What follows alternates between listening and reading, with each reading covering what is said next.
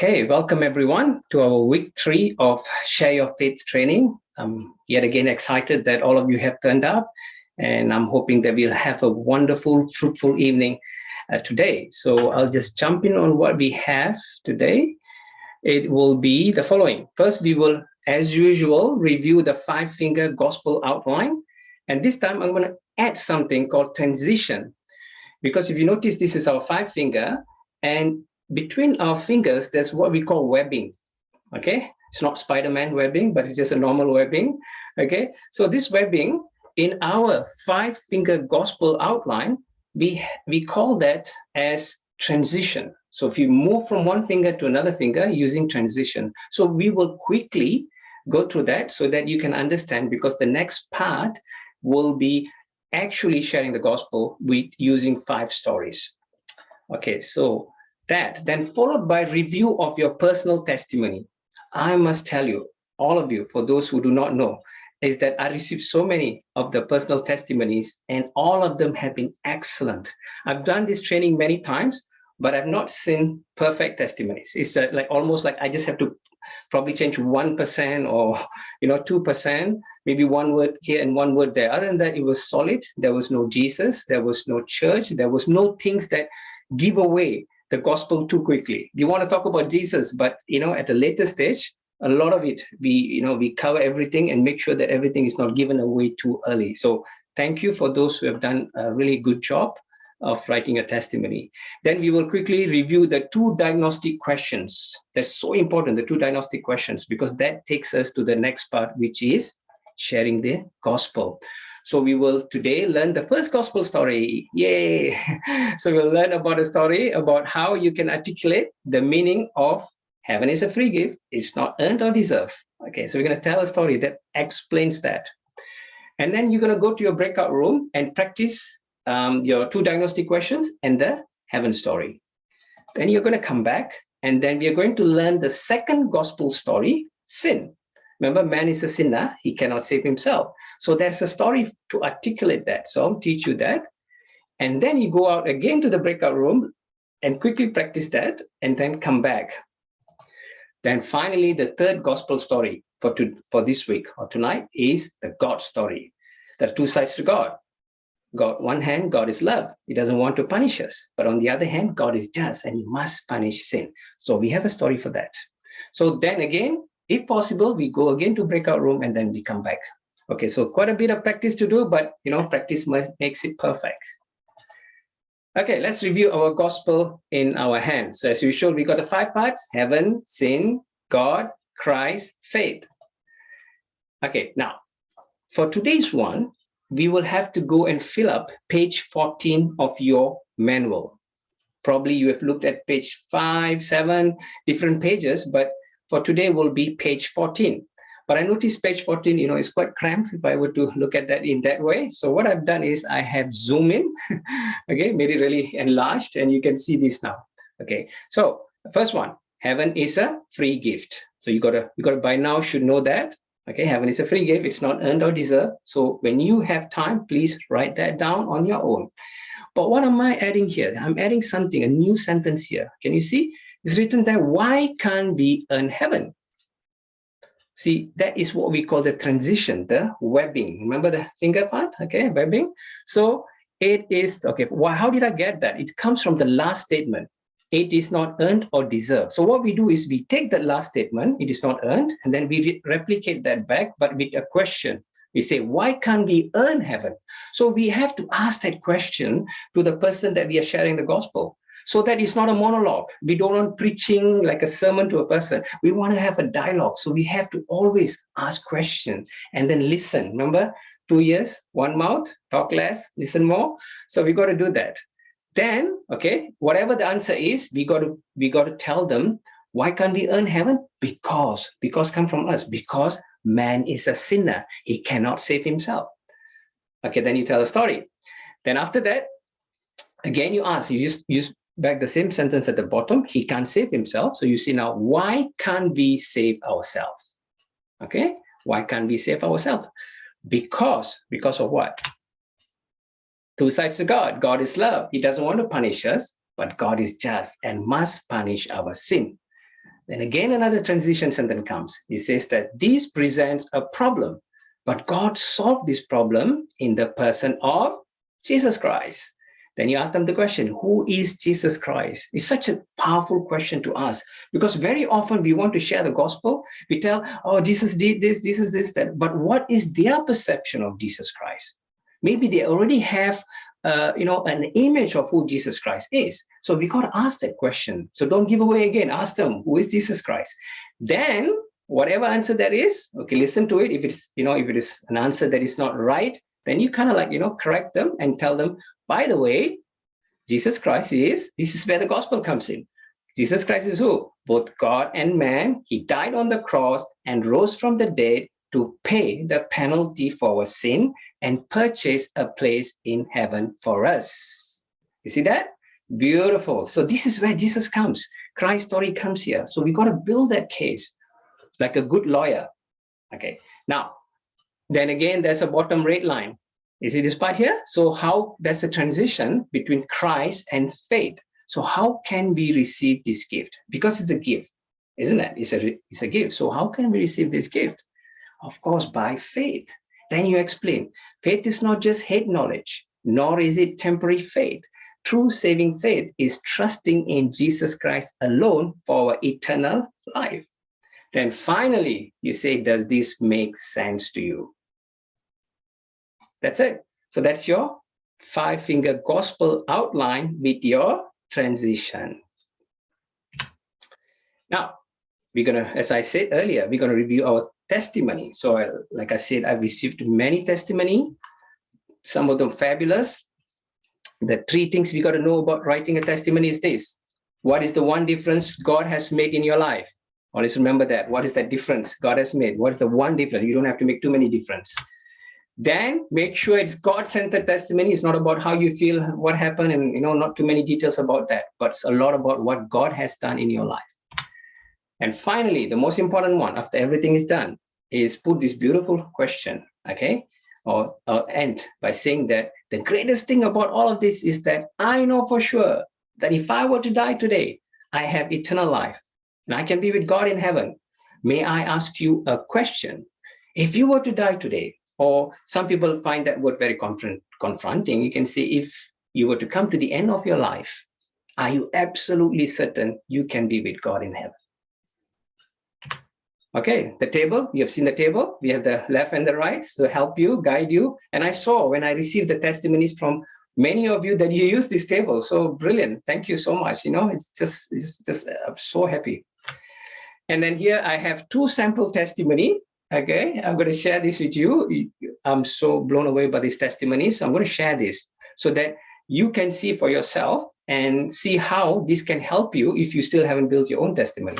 Okay, so here's the first one. I knew God from a very young age. This is a person from our group here. Okay, she's a female.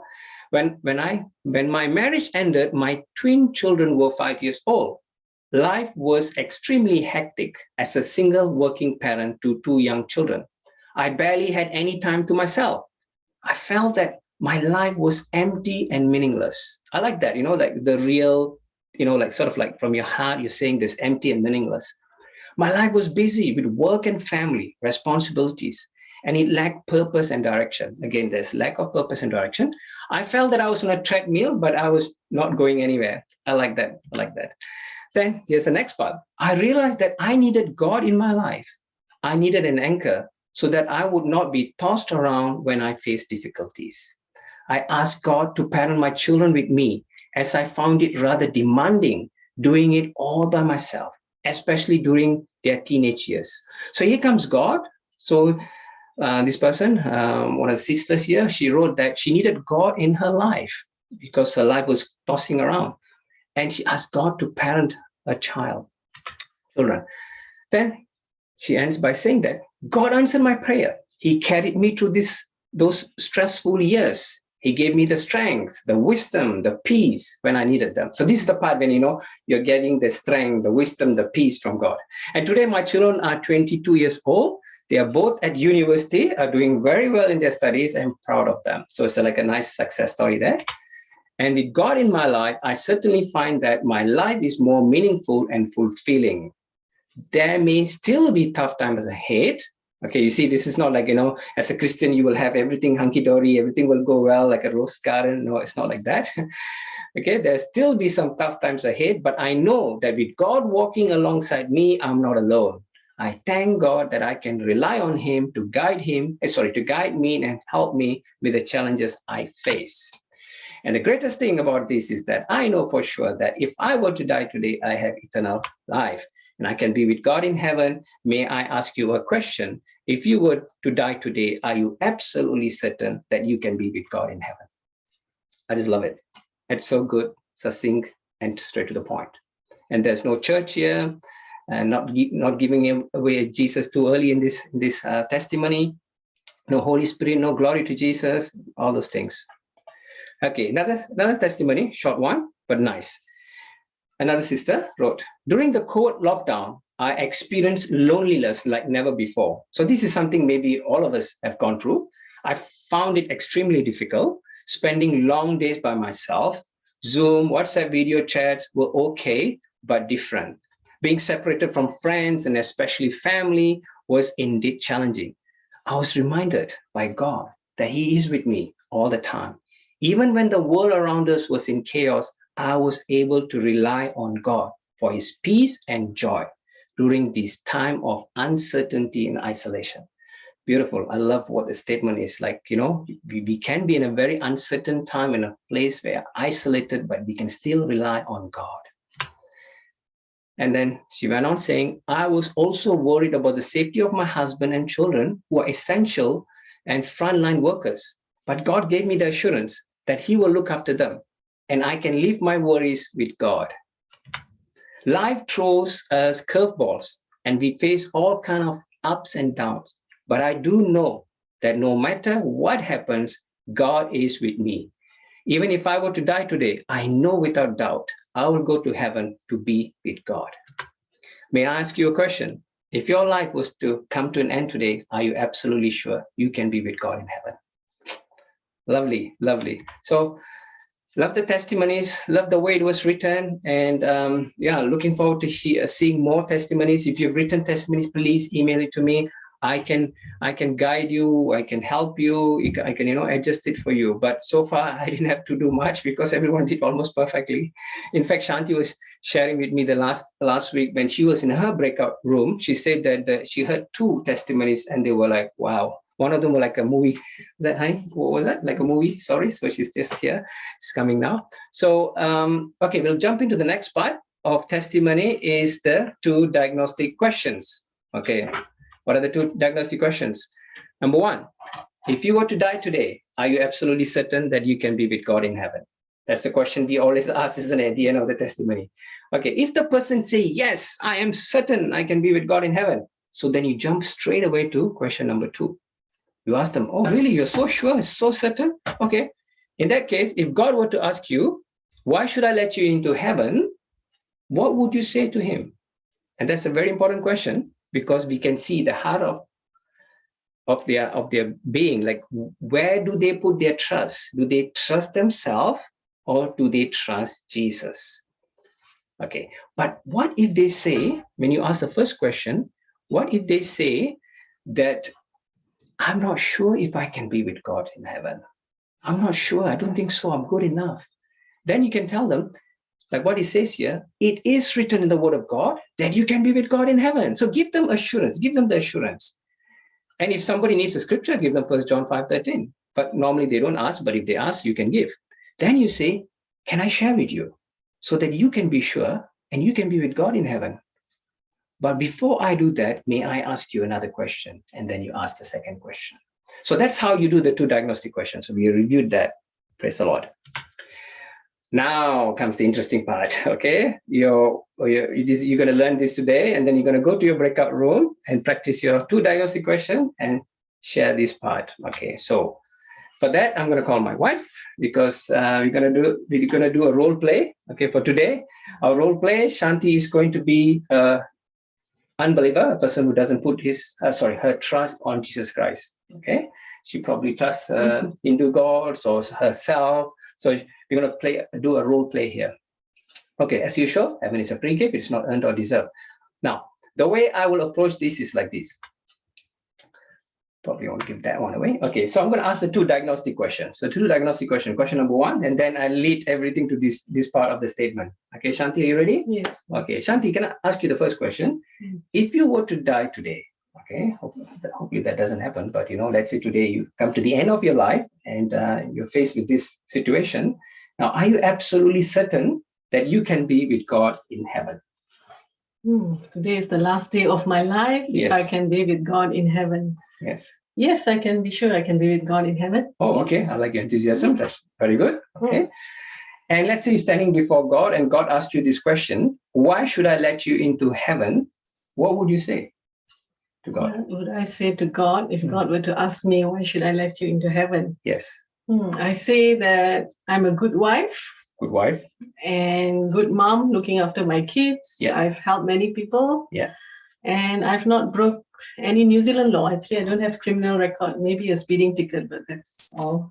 Wow, you look like a very good person. So I can go to heaven. You can go on based on all those good things. Okay. Well, I thought I have a good news for you, but after hearing your answer, I definitely have a fantastic news for you. The news is this, Shanti: heaven is a free gift. It is not earned or deserved. Okay, let me elaborate this further with a story. You like stories? Yes. Okay, let me tell you a story. This is a story about what I call the birthday gift. Okay, let's say, Shanti, today is your birthday. Okay, and I happen to be your best friend. And we've been good friends for many years now. 15 years, we've been good friends. We know each other, family visit each other. So being a very good friend, I found out today's your birthday. So I had to buy something for you. So I went and got this really expensive $2,000 Samsung phone, $2,000, expensive gift. And I wrap it up, like a nice box, put even a ribbon and all of that, and I give it to you on your birthday. How would you feel, Shanti? Wow, I'll really be excited to get a new phone because I've been asking my husband to get me a new phone, but he never buys me one. So I'll be really thankful to get a new phone. Okay.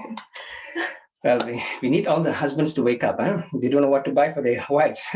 Okay, anyway, I'll be a good friend and get you that birthday gift, the phone that you always wanted from your husband, which you didn't get. That's fine. Okay, now you have that phone. You look at it and say, wow, what a beautiful phone. Admiring it. Suddenly a thought comes into your mind. You say that, man, Raj, you've done this for me. I feel like doing something for you. I have to do something. Then you go inside your pocket, happen to have $20, which I didn't bring today, okay, $20, and then you put the $20 in my hand and you say, Raj, take this $20, I need to do something for you. Now, if you did that, how would I feel? Me giving you $20 for a phone? Yeah. So yeah, I think you'll be upset, probably offended. Because you gave me a gift and then I'm trying to give you $20. It's an expensive gift, $2,000. Even if you pay $1 for a gift, it's not a gift anymore. Okay, you only got a good bargain. A $20 for a what? $2,000 phone. You get a $20. Yeah, good bargain, isn't it? Anyone want that bargain? So no one pays for their gift. In the same way, heaven is a free gift. It is not earned or deserved. We cannot earn it with our good works. Like those are good things. Being a good wife, looking after your kids, or not breaking the law. Those are good things. But those can't earn you a place in heaven because it's a gift that God gives us free. So here's a question for you, Shanti, after listening to all my story. Okay, we call it transition, okay? Right? Remember the vibing, guys? Okay, so I call it, why can't we earn heaven? Why can't we earn heaven? Because we have done some wrong things. Oh, you've done wrong things. Yeah, I feel like you've done some wrong things. Yeah, all of us have done some wrong things. I've done many wrong things. I call that sin. Okay. So then I carry on the story to the next part. I can say, because man is a sinner and he cannot save himself. Okay, we run into that one, but I won't give up. I won't give that story yet because we have to finish this. Okay, so here are the main points of the story. So we go back to the story now. Main points of the heaven story. So I want to recap so that you can go to the breakout room very soon and practice this. Okay, so here's the main point. Number one, you always say, first the outlines and everything, then you say that, let's say it is your birthday. Use that story. Birthday story looks quite good because that's what we've been trained over the years. Then you say, I bought an expensive gift. Put it there, $2,000 phone. Okay. Put it there. Next, you ask that person, Shanti, or whoever it is, how would you feel when you receive an expensive gift? Many people, I've shared this over and over again in the mall. People get really excited. They even think that I'm going to give them a phone. So these are strangers. They say, oh, I feel so good. I always wanted a phone, and they got all excited. Okay, then I say, okay, now would you in return give me $20 for the gift? Okay, you won, right? Nobody pays for their gift. It's a birthday. So for birthday, we only receive. We don't give another gift back. Unless, parents organizing the kid's birthday and they get the goodie bag, right? But that's not, that's just like things that we do for our children. But in return, adults will never give a goodie bag, as far as I know. Okay, if you pay, this is quite important, you put that statement, if you pay even $1 for the gift, it's not a gift anymore. That's the next point. Then you say, heaven is a free gift. In the same way, heaven is a free gift. No amount of good work can pay for it. And then you end by asking, why can't we earn heaven? That's what you're going to practice after this. But I tell you what, I got another story, because people were asking, birthday, I'm not sure, because sometimes if I give a gift, later they will say that, I won't pay now, but I might pay later. Sometimes people say that, right? Sometimes they say, they don't feel it's free, because if my friend gave me a phone for my birthday, and if her birthday is around the corner, I know I have to buy something back. So I might not pay now, but I might pay in advance later on. So they might feel, oh, my friend gives me a gift. I might wonder if there's an ulterior motive, because the world is like that now. We always think about favors for one another. So we thought of also adding another story. So we have another story in case you find that your friend says, no, but I think that I have to pay you something at a later stage. So then you have another story. So, but under the same example of heaven. So here's another story. I'll tell Shanti, let's say you walk into a shopping mall. Okay, anyone can walk into a shopping mall. You haven't even gone inside. You're just at the entrance of the gate. Okay, sorry, the door.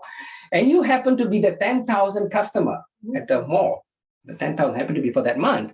And the manager of the mall stops you at the entrance and say, oh, welcome, sister, whatever they call, okay? Miss, okay, I want to give you a $10,000 shopping voucher because you happen to be 10,000 customer for the month. Then you ask the person, Shanti, how would you feel? I'm very excited for shopping. Wow, you haven't even started, you already got $10,000, right? So now, ask the person, would you in return give the manager $20 and pay for the voucher? Would you? No. Doesn't make sense, right? You wouldn't do that, right?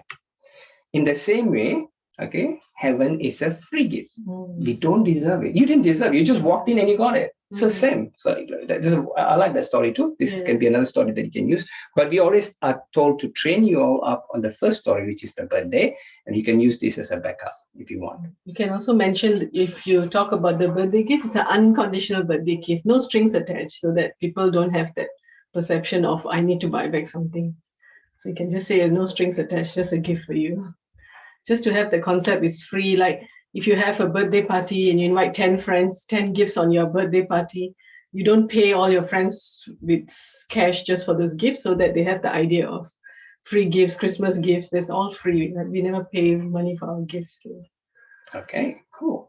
And as usual, you end by asking the transition, why can't we earn heaven? If you can't remember the transition, don't worry, your trainers will help you. That's their role. They will guide you and help you with that statement. Why can't we earn heaven? Okay, so we are going to go to the breakout room. So this is what you're going to do in the breakout room. You're going to ask those two questions, 1 and 2. So use the people within the breakout room to ask this question. The trainers will watch. And then please remember, one is a believer and the other one is not a believer. And don't give a hard time to the person asking question. Keep it simple. Just make it like, okay, if you were to die today, are you absolutely certain you can be with God in heaven? Just say yes. Don't make it too complicated. And if God would ask you, why should I let you into heaven? Just say simple things. I'm a good person. I'm a good husband or a good wife, and keep it simple. Okay. And so some of you have put, if you come to the end of your life, one of the testimony, that's also, if you feel more comfortable with that, is fine for practice session. Yes. And I think someone shared this week with using this EE, and he I think Noah, he rephrased it as, if today was the last day of your life. He shared in that way. So I thought that was a good way of also saying, if today was the last day of your life, are you absolutely certain that you can be with God in heaven? Yeah. That's so a nice what way. you can, feel comfortable with. So if you find if you were to die today, it's a bit tricky. You can always make it comfortable for yourself. Yeah. But we'll do that in the breakout room, and we'll have feedback how you feel about these two questions and practice it. Because this is a formal training. Because we're following the standard of international. So, but you can always change it accordingly. And then what you got to do? You gotta know your statement, get ready, and then go straight into it. The story for the birthday gift. So these are the only two things you got to do. And then after that, come back to from the breakout room. Okay. See you guys. Let me pause the.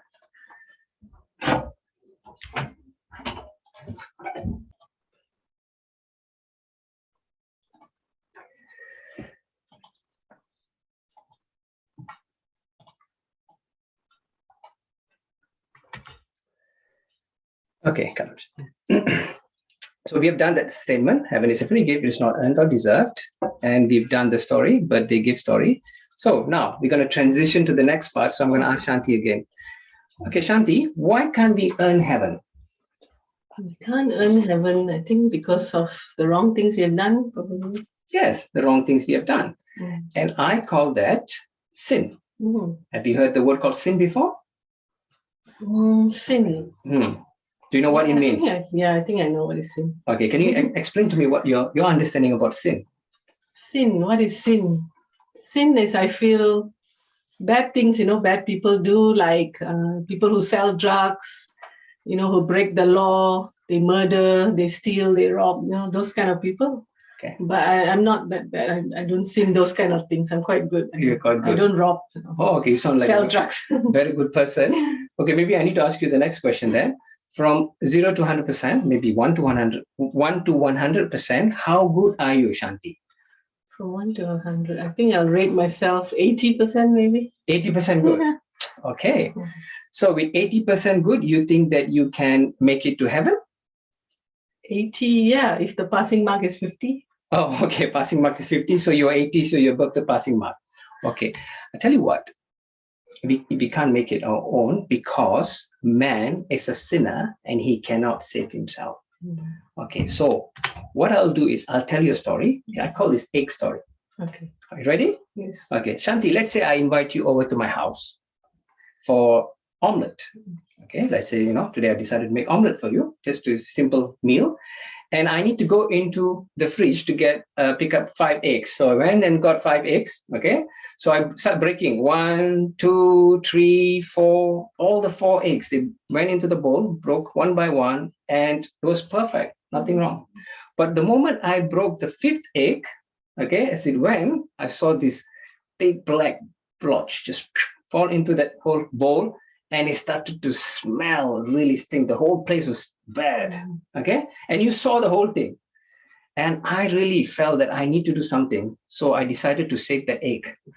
So right before you, I started to put onion. First, I cut a lot of onions, put it inside there. Then I said, okay, I put some cheese, put some American cheese, put it in there. Okay, maybe that will fix it. Then I realized the smell is really bad. So I put spices. Indian spices will take care of everything, okay? So I put in Indian spices there.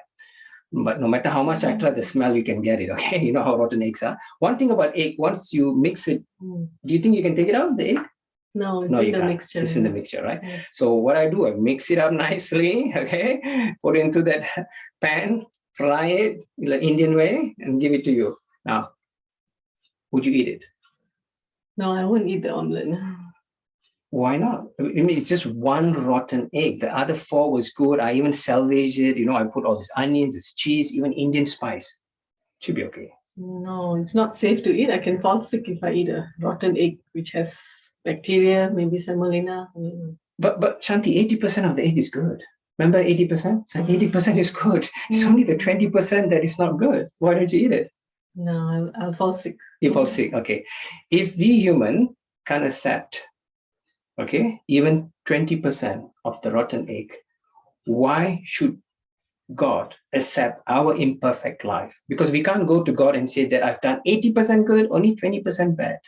Okay? If you can't even accept one rotten egg, God should not accept that our life filled with sin, even a little bit of sin.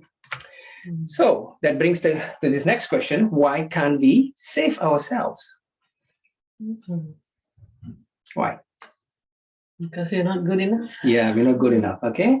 Actually, there's two sides to God. The reason why we can't save ourselves is, in one hand, God is love. He doesn't want to punish us. But on the other hand, God is just, and he must punish our sin. Okay. So that's how we go to the next story. But you get the idea? Everyone get the idea? Okay. So now it's important to ask about what is sin, because sometimes sin is a word that not many of us grow up with. If you're a non-believer, sin is like an old English word for us. Some migrants might not really understand what is sin. And for me, when I first heard the word sin, I really thought about criminals. I didn't look at myself as sinner. And so sometimes to say you're a sinner, people get upset and, I'm not that bad a person. So we rate ourselves and see how they rate themselves, and then absolutely find out what's their understanding of sin before we explain what is sin. So main point of the sin story is, what is sin? That's the question. And then whatever they say, in case they say something that, I'm a good person, I'm not that bad or whatever, then you ask them the question, how good are you from 1 to 100%? I always ask this question. I love it. Remember, we both asking this question to an Indian couple, and what the guy says is 80%, but the wife said she's 97%. Because she said, I came from India. I've worked so hard. I'm a good wife. I raised my kids. From young, I never got in trouble. In college, everyone was watching movies and cinema, and I was studying hard. So now I just rate myself 97. So she could not bring herself to feel she's a sinner, because she rated herself 97 till we shared the egg story. Yeah.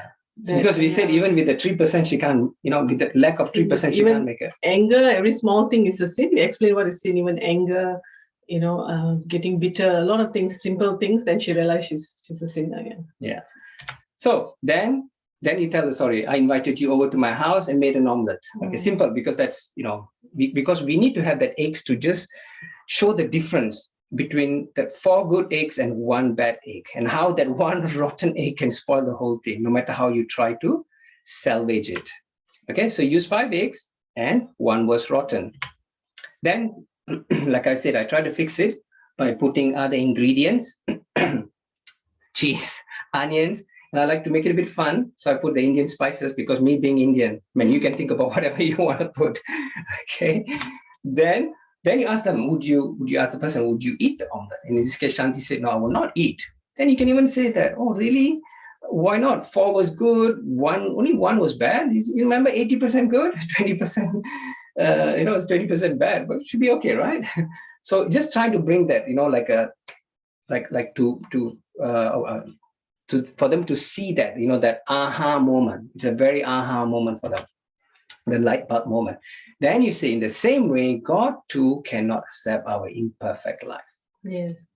We can't present ourselves to God with things that we have done good things like 80% and maybe a bit of bad things, and then we want God to accept us, because we can't accept a mixture of omelette with rotten eggs. In the same way, God can't accept us because he's perfect.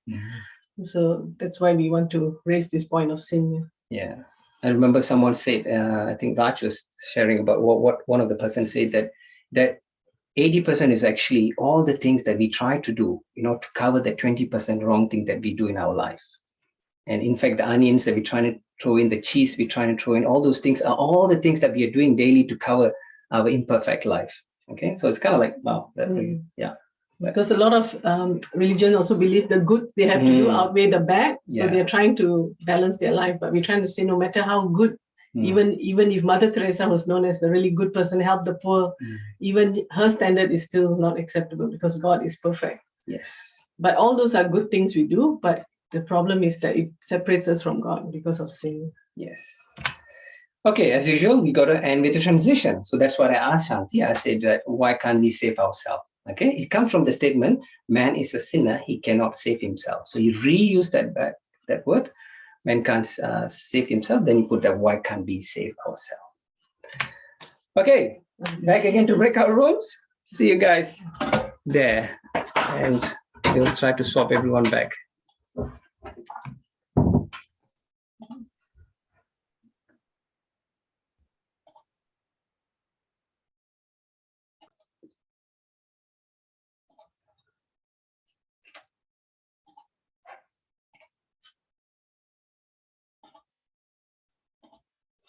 Okay.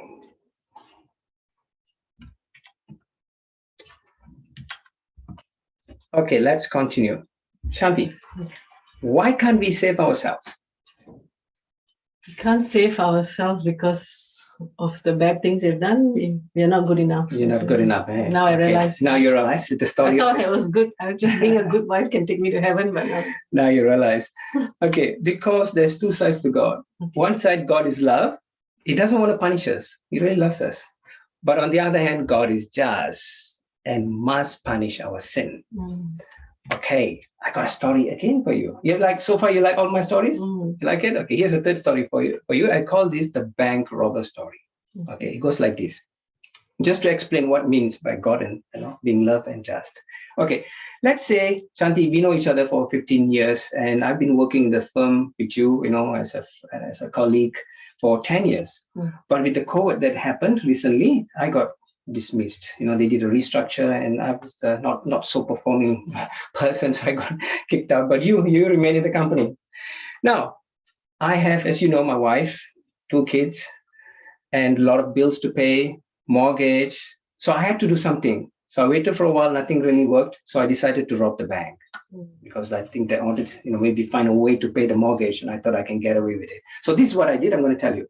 Okay, first I went to a $2 shop. I bought a ski mask, okay, nice good ski mask, and a toy gun. And I went to the nearest bank. Okay, now what bank do you normally go, Shanti?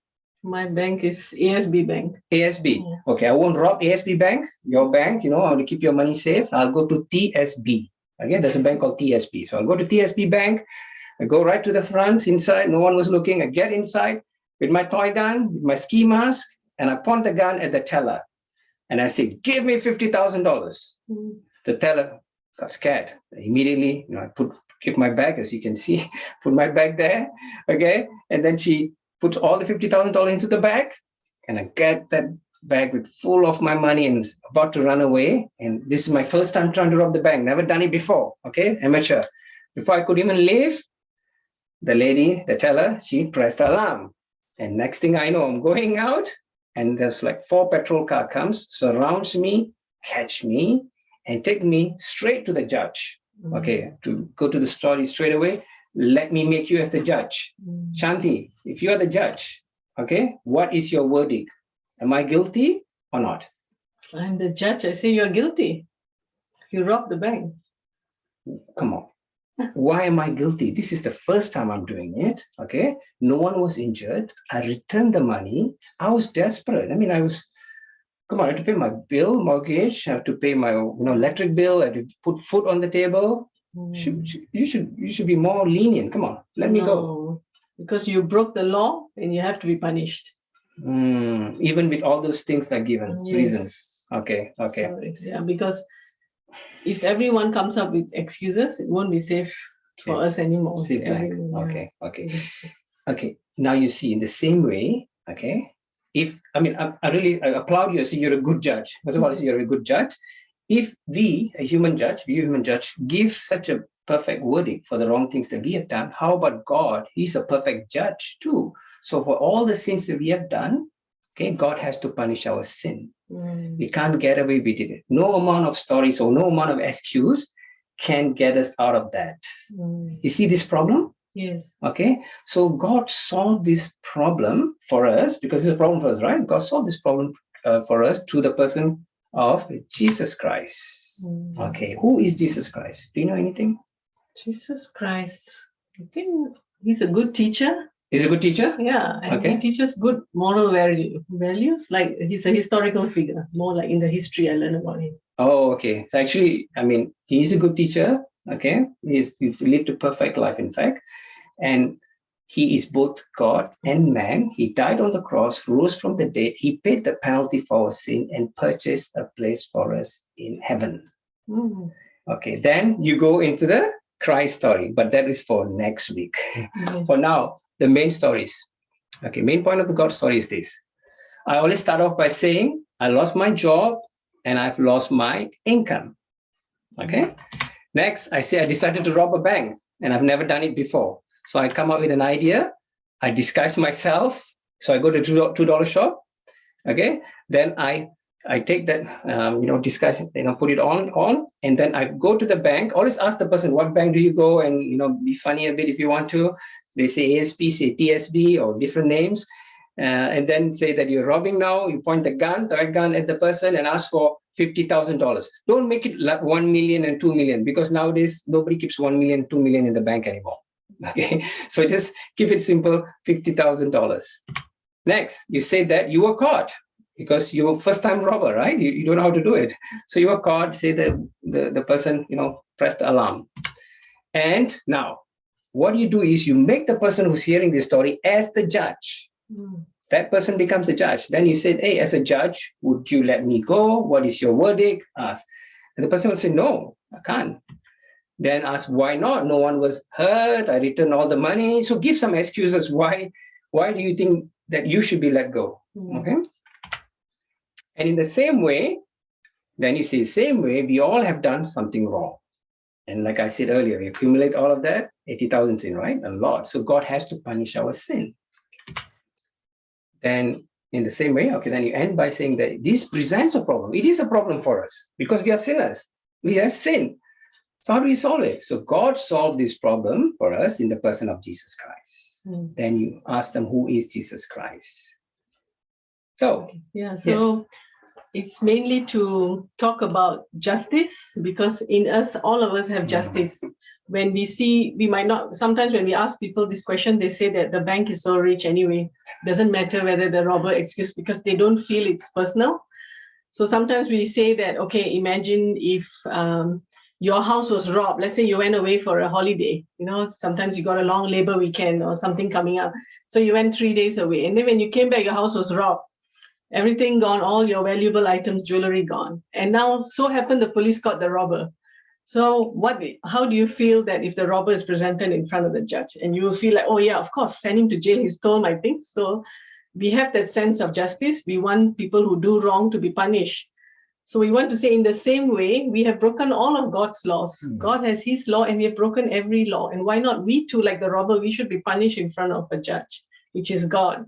So it's about the sense of justice. Even in this lockdown, people who crossed the border, there was a rich couple that went to South Island and he wanted justice. Name them, no suppression, charge them.